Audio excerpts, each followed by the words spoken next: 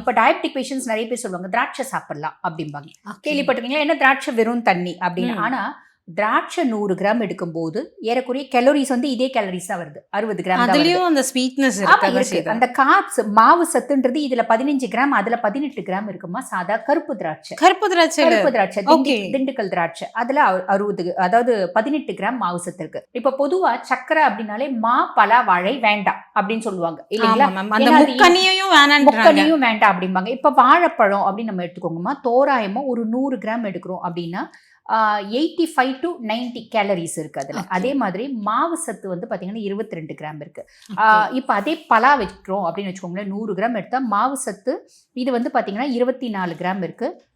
Calories வந்து பாத்தீங்கன்னா ஏறக்குறைய 95 to 100 கேலரிஸ் இருக்கு. அதுக்கும் மேல அதுல இருக்க கார்ப்ஸ் நம்ம முன்னமே சொன்ன மாதிரி மாவு சத்து 24 கிராம் இருக்கு. இன்னொன்னு பலாசோல கொஞ்சம் நல்ல இனிப்பு, இது எல்லாமே இனிப்பு தான். மாப்பழா வாழை இனிப்பு தான்.